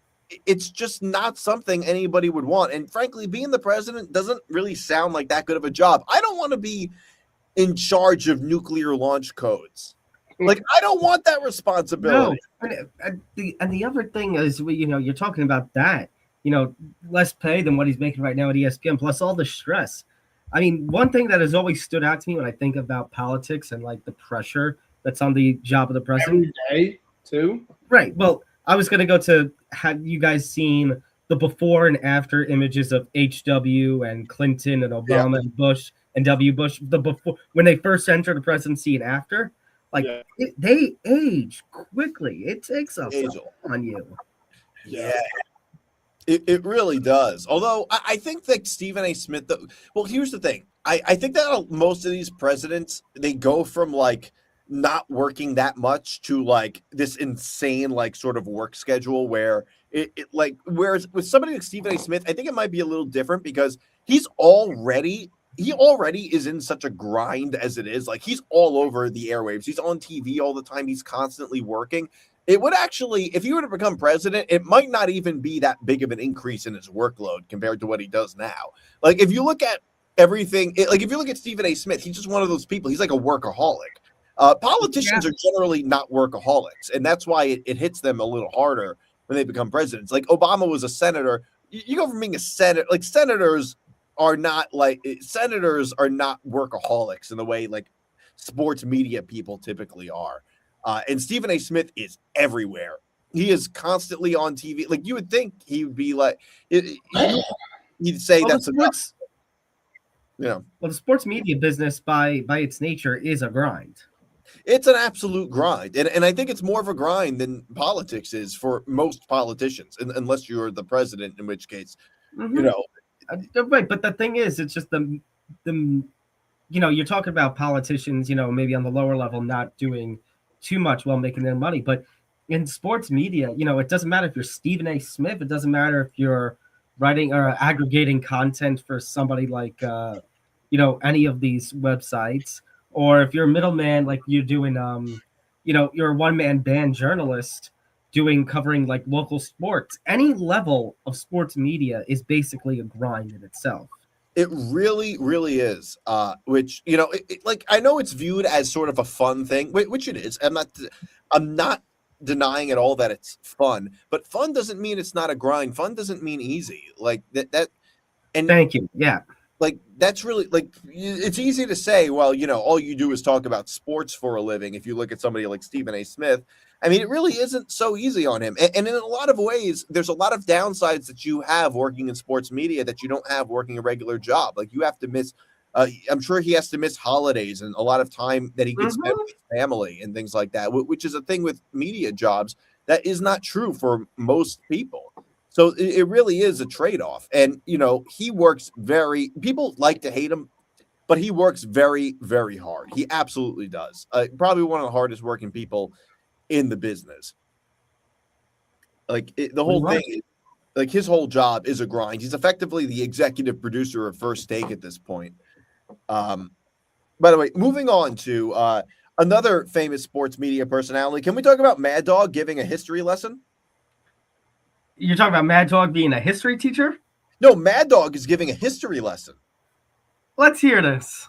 All right. So there's actually two halves of this audio because it was too long to fit in. So here's the first half. You know, Grant, of course, the Union general, Lincoln's favorite general and his best. Huge alcoholic, drank like crazy. And then, of course, the president for 8 years and tried to run again the third time, and Garfield beat him. Anyway, he wrote he did the Q&A with the author who wrote the Grant biography. And this is a Chris Christie recommendation, this book, by the way, so he'll give him the credit. But he wrote he asked, this is something I did not realize.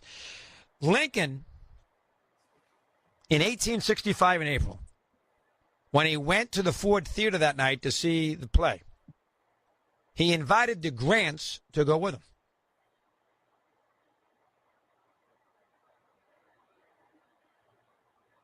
Ulysses and his wife, I think her name was Julia. He asked the Grants, begged them. You know, the war was over. Appomattox, I think I pronounced it right. Appomattox, that's correct. Happened, a couple weeks before that with Robert E. Lee. And he asked Lee, please, I'm going to the theater tonight. It was Good Friday. Me and Mrs. Lincoln, could you please join us? And Grant wanted to go in the worst way. His wife couldn't deal with Mary Lincoln. Wanted nothing to do with her.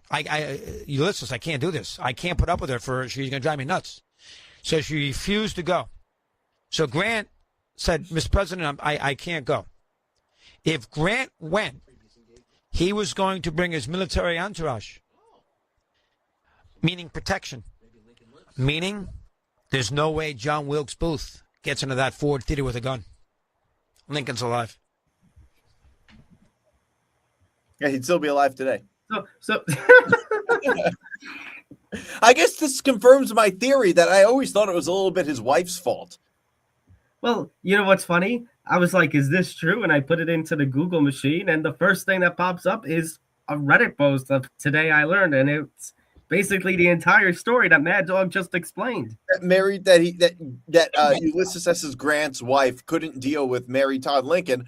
Why isn't that Lincoln didn't have security. Grant had security, but Lincoln didn't? That doesn't make any sense. I guess because Grant was basically at that point a military hero. But yeah, it doesn't make sense that the president of the United States, when the president of the United States today goes anywhere, he can't go anywhere without Secret Service unless he gives up Secret Service after the presidency. And they can't even drive. Yes. Former presidents can't even drive. Wow. I guess it took this to happen. Imagine like John Wilkes Booth shows up and just sees the security, like, shit, there goes my plan. But I mean, if you think about it, here's my theory. My theory is he probably still would have assassinated Lincoln or would have been caught before doing it. That's possible. Or he probably still would have shot people. He likely still could have shot Lincoln, maybe at a different point, because Grant wasn't gonna be with him all the time anyway. Maybe they're gonna go to next week without Grant anyway. Who knows? Yeah, that's fair. Now, here's my question. Based on that storytelling, as you will. Would you want to see Mad Dog as a history teacher in a school? Yes. First of all, if Mad Dog were to teach, I think he would teach history. I think he would teach history. Yes. I think that would be the subject. I could totally see him being the history teacher that all the students make fun of. Yes. I can definitely see that. Yeah, I think he could teach history. In fact, Mad Dog actually graduated from college with a history degree. Oh, perfect. So it's actually perfect. Now it makes perfect sense that he knows all of this. He seems like Mad Dog is a wealth of like useless knowledge. If that makes sense. Yep. I've been called that before. I mean, it's fun being a wealth of useless knowledge. He knows every little, like he's a sports historian. Mhm. I mean, although he's really, really bad. The only problem is that he has is that he's really bad with names. Really, really bad with names. Remember, he was talking about Leonardo DiCaprio, and he called him Leonard DiCaprio. I remember that. Leonard DiCaprio. He wouldn't know Norm Van Brocklin.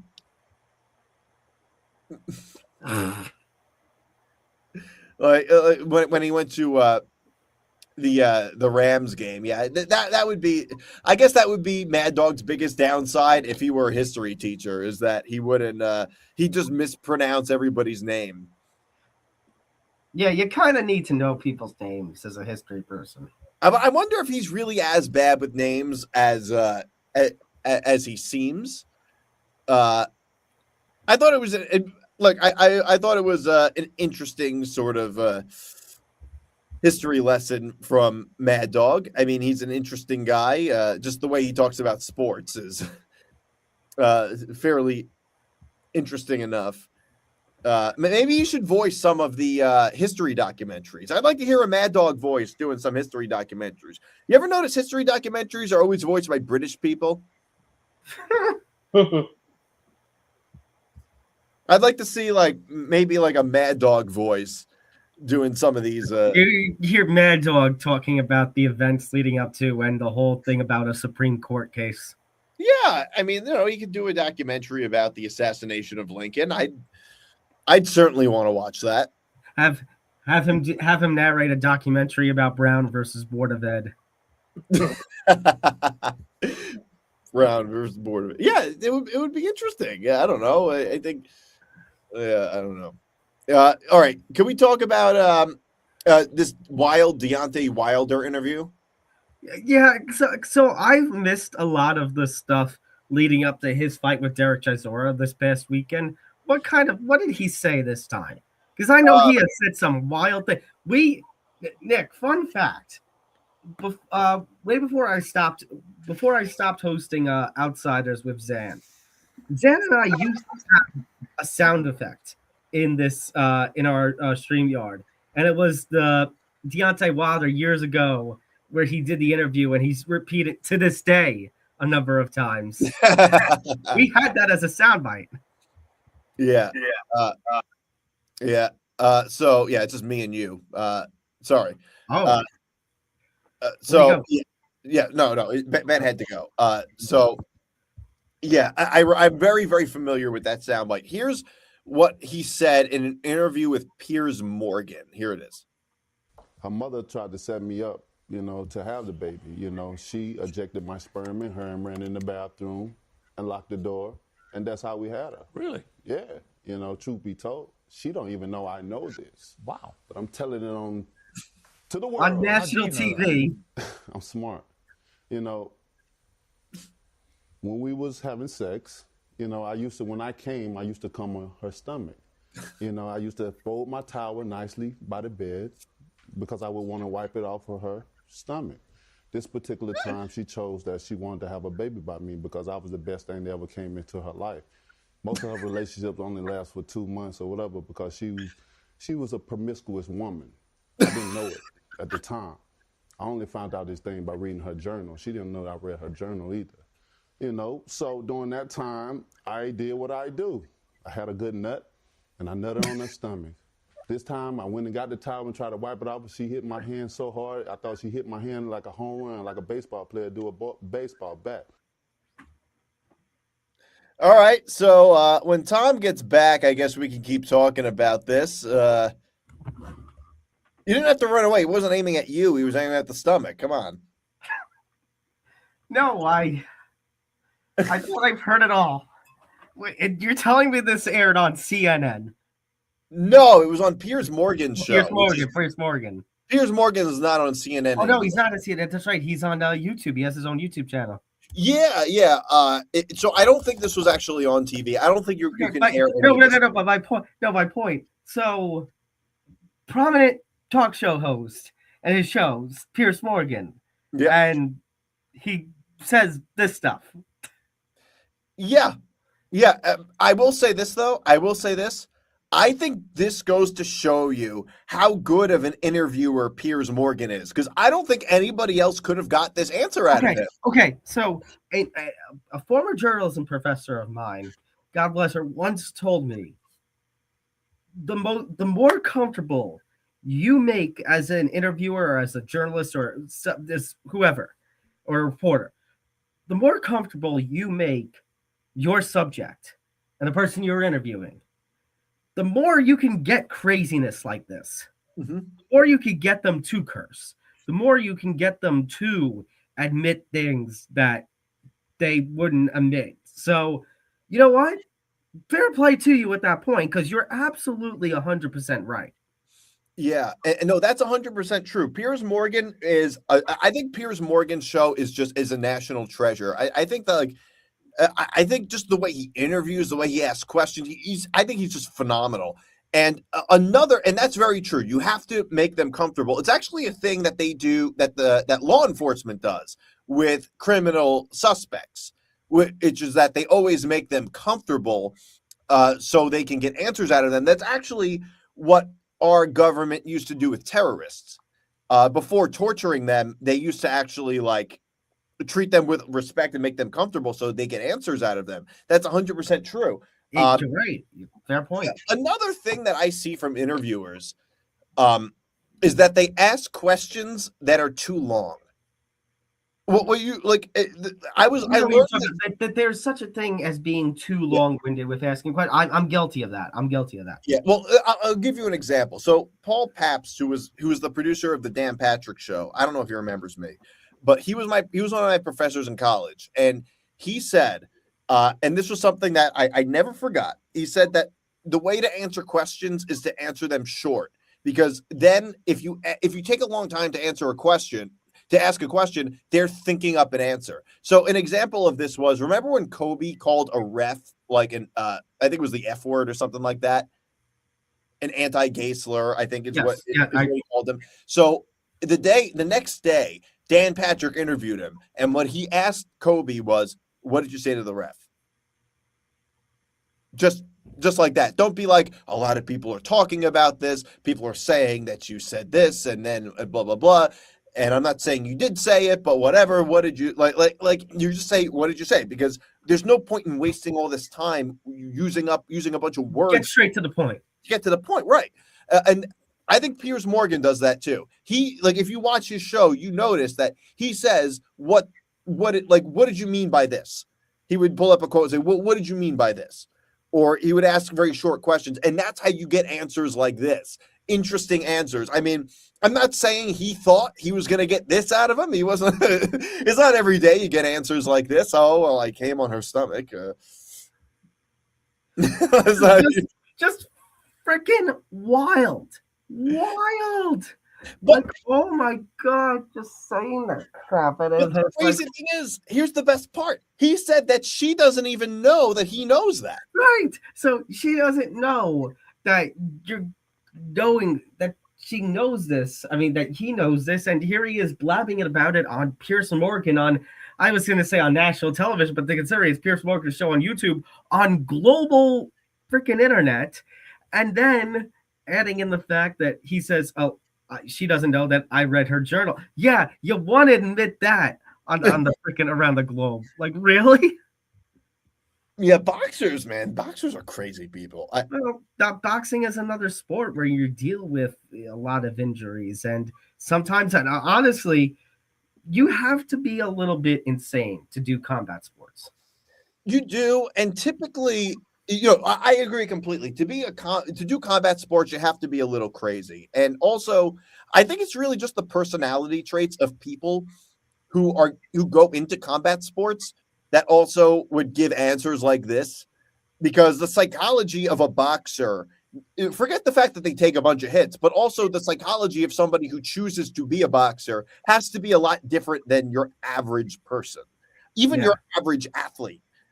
Like you said, you've got to have a certain level of crazy.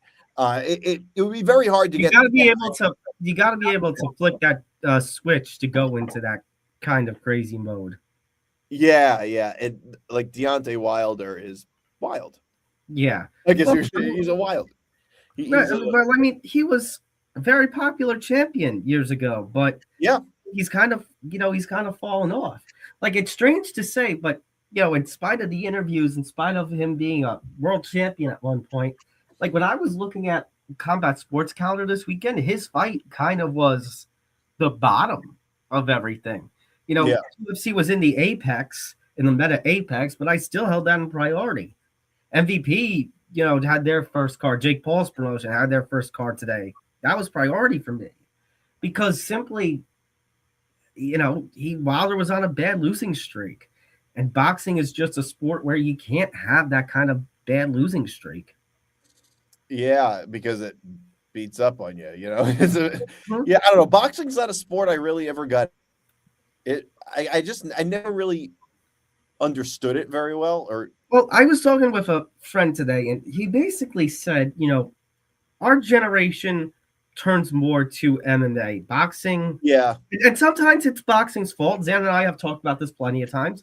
Sometimes boxing keeps itself in the 80s and 90s, doesn't move itself into the modern generation at times, and that's why, younger people are going to be more attuned into something like UFC or PFL or the MVP MMA, because the sport of MMA in general, because it's more akin to modern times.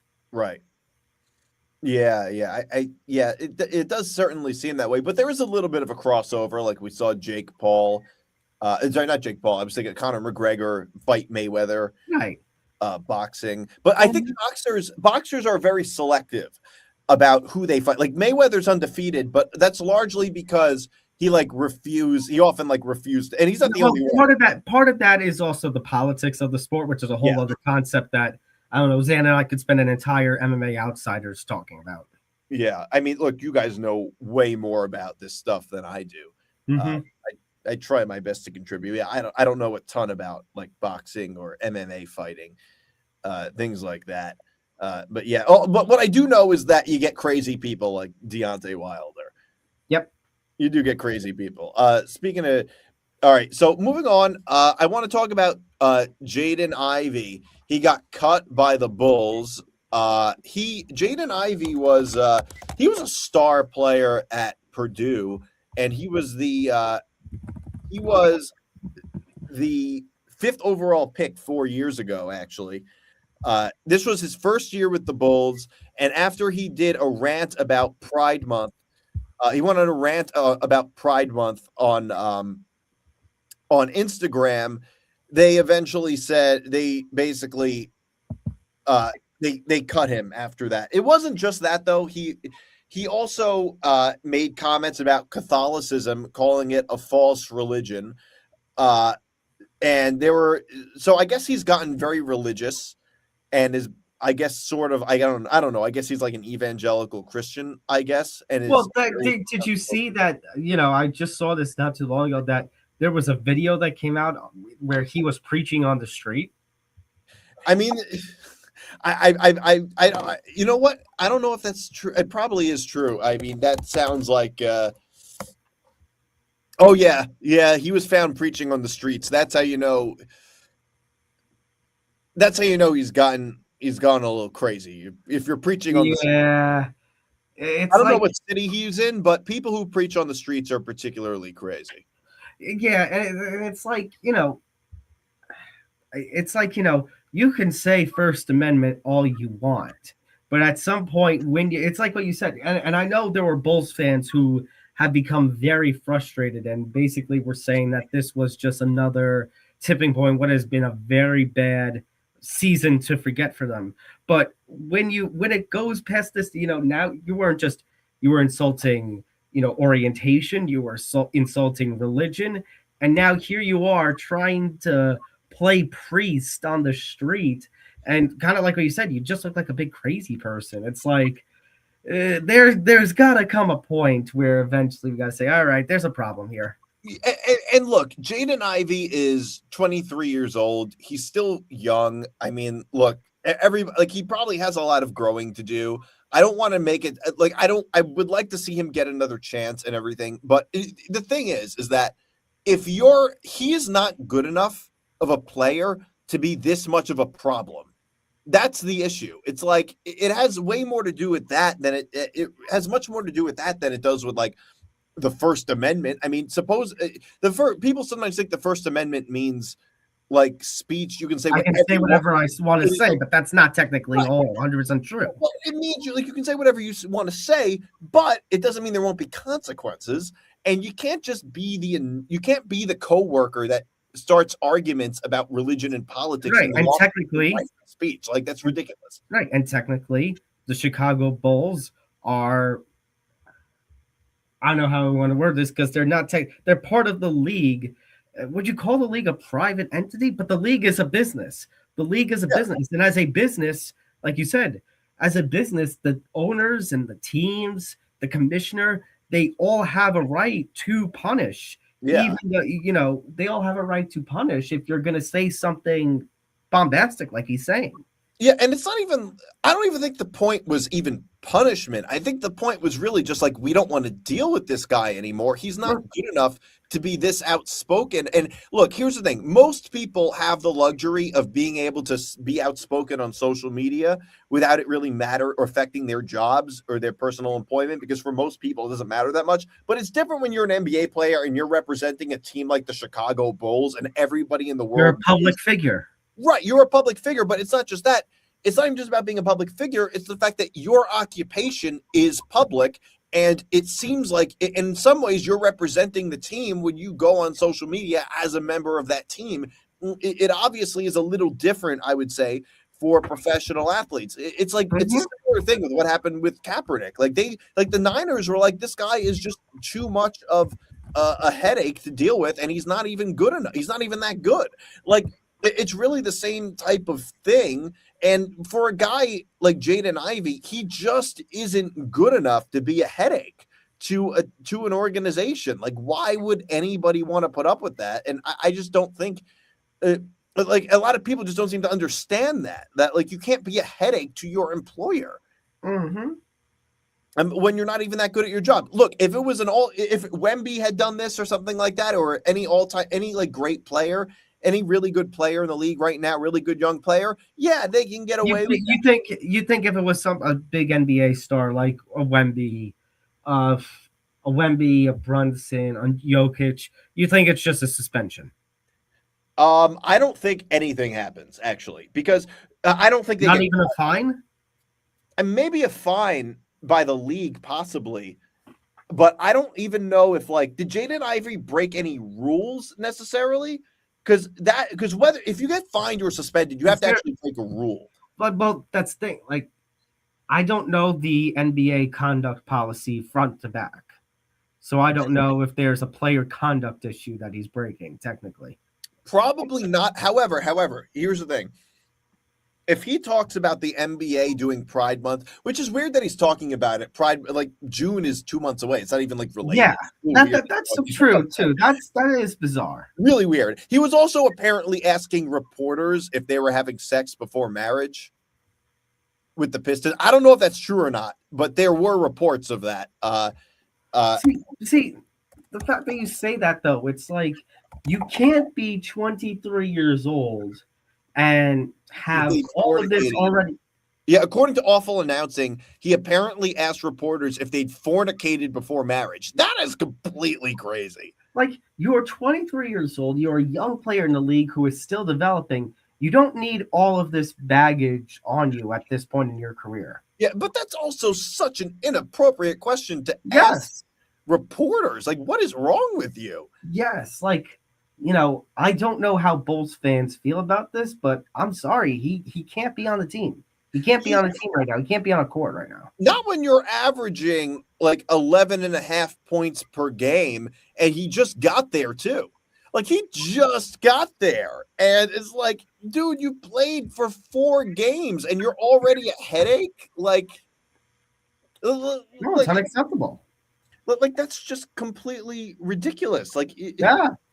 And like, I don't know, some people are talking, like, compare it to like criminals and things like that, but like, there's just like NBA teams that have criminals on the team, but like, there's no comparison, because criminals are, first of all, punished by or at least taken care of by like law enforcement, like the actual law. They actually come into play, and they usually get suspended by the league. Jaden Ivey wasn't suspended. He wasn't punished. No. It's just that the Bulls said, we don't want to deal with him. That's a completely different thing. And I think another team would likely pick him up. But I just think he has to, like, an athlete needs to know better than that. And they have to know that they can't just be a headache to the organization. Well, it goes back to your point, when you talk about, saying what you want to say, but there are consequences to your actions, and there can be consequences to your words. And this young man has had to learn the hard way. Yeah, and look, I wish that it didn't have to happen that way. I didn't like. I hope he gets another chance. I don't want him to just look. I wish better things for him than being a star college player at Purdue who then went crazy religious and nobody wanted him anymore. I don't want that for him. Like, I want him to get a chance to like redeem himself on some level, but like, yeah, he's got to learn. I guess I don't know. I think it was a thing that happened after his surgery. I guess that he found religion and just became. I mean, finding religion is great. No, I think so too. The issue is not that he found religion. The issue is that right. It's one thing to say you found religion. It's another thing to and to be honest with you, standpoint. He's not acting like a true good religious person. Yeah, look, I don't know. Like the point, he's just acting like he's just, I don't know. He's gotten a little crazy. I mean, look, a lot of people who preach religion on the streets, like everybody just kind of walks past them. They're like, yeah, whatever. Yeah. But it's another thing when you're like, didn't he just play in the NBA? Yeah, that's what's crazy about it. And look, I think most teams very likely would have cut him under these circumstances. Very likely. And it's not even like he only said one thing. It wasn't even like it was that one video. It seemed to happen a bunch of times. Which is why I'm getting the theory that maybe he was already on ice or on probation or something with a team. And then this latest incident was just the excuse that was needed to say, all right, we're done. We're wiping our hands of this now. Yeah. Like, that's just that. Like, if you're a professional athlete, you really should, for the most part, certainly if you're in Jaden Ivey's, it's one thing if you're LeBron, you can say whatever you want, kind of.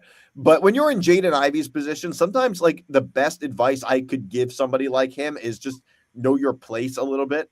And I know that sounds harsh when I say that, but I really think it's true. I think it's also true for like college grads. Think before you speak. Right. I think it's also true for college grads who are looking to get jobs. Like, if your social media feed is all like, religion and politics to the point where it seems like you're obsessed with these things, people are not, like, a lot of employers wouldn't want to hire you because of that. Like, that will, and that's something that I kind of understood coming out of college. So it's actually funny that you say that, because there were a couple of my classes I was teaching exam prep for, or state exam prep for, and lo and behold, one of the topics that I was talking about with them, we were talking about essays. One of the argumentative topics was about employers checking your social media. And a few of my students actually brought up that point in their responses of, if you are somebody who's constantly posting about religion and politics, does somebody want to associate with you? Yeah, and a lot of times HR firms would tell you delete your social media because we're going to look through it. Right. And that happens. Or clean it up.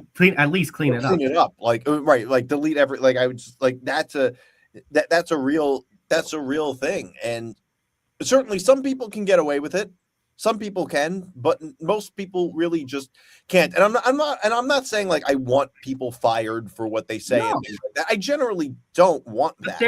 But there is a sense of professionalism based on the industry that you are in. And for someone like Jaden Ivey, who is a young NBA player who was a star in college, you obviously are going to be seen in a certain light. You're going to be a public figure with a public image, with a public perception about you, and the actions and words that you have said, Jaden Ivey, are not becoming of what is expected of you as a professional athlete, as somebody who, whether for better or worse, that people see athletes as role models, that people, including kids, are going to look to as a potential role model. Yeah, that's absolutely true. And really, ultimately, it's just we got a comment. Jaden played stupid games and won stupid prizes, knowing he was likely going to get cut. I mean, I don't know if he knew he was likely going to get cut. I just think he didn't really care. I think that was more. Again, I think it's going to the fact that somebody like him is not thinking. They're not thinking before they're saying or doing. Yeah. And then finally, for the last topic of the show, can we talk about how Kristi Noem's husband is now a cross-dresser? What? You didn't hear about this? I don't follow celebrity world all too often, so. Well, Kristi Noem's husband is a cross-dresser, and it's creating some of the best memes on the internet that I've ever seen. He was living a double life as a cross-dresser. Like he was, I guess, walking around with like fake tits. Wasn't there a long time rumor that what's his name? Oh my god, the former FBI. J. Edgar Hoover. J. Edgar Hoover. Yes. Let me look that up.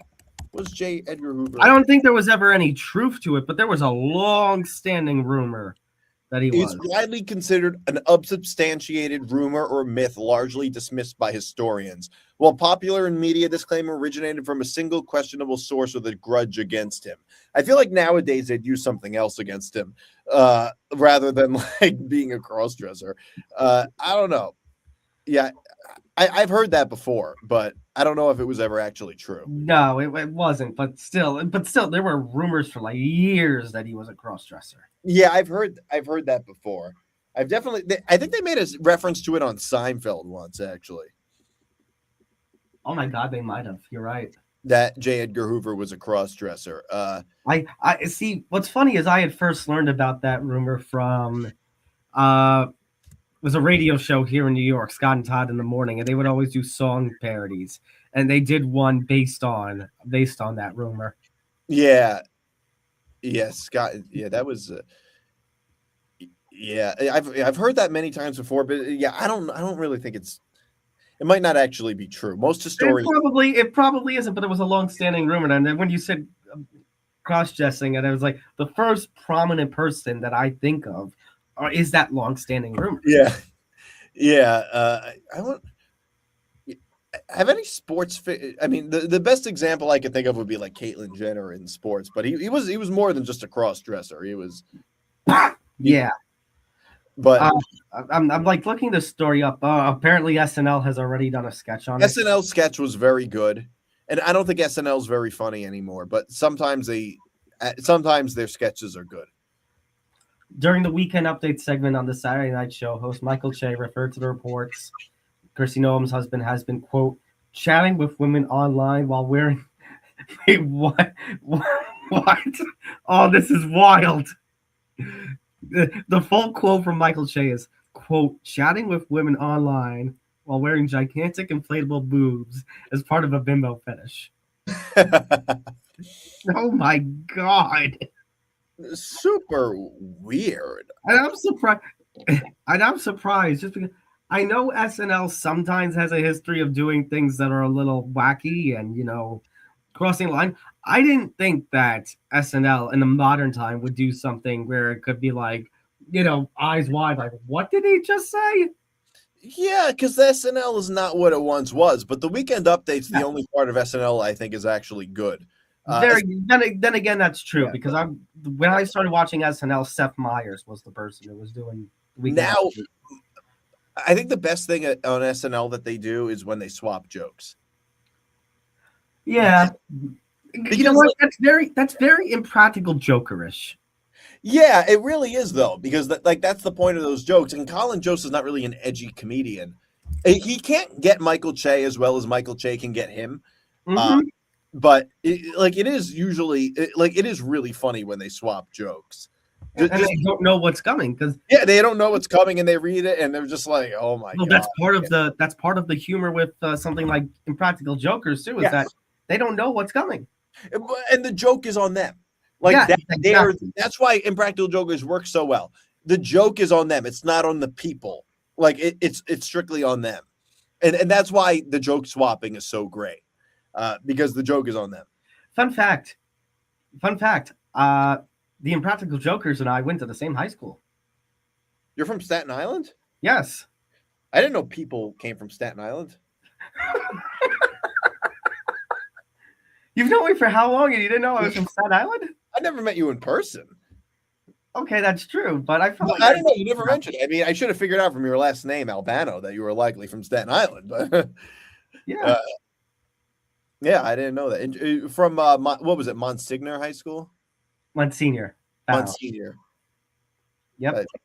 All right, I got the spelling right.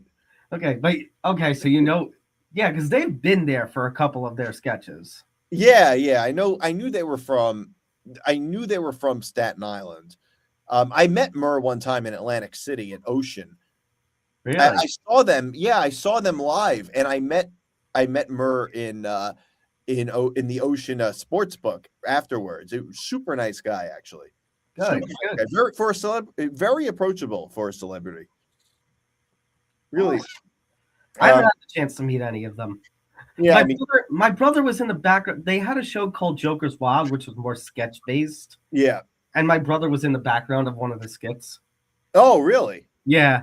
It was the one where they were back at the high school and Murr was giving the speech he would have given if he had won class president or something like that. Oh, I remember that. I think I remember that one. Or if we ever saw it, I could point out to you and say, "Damn, there's my brother. He's he's probably on camera in one of the times they turn to the kids."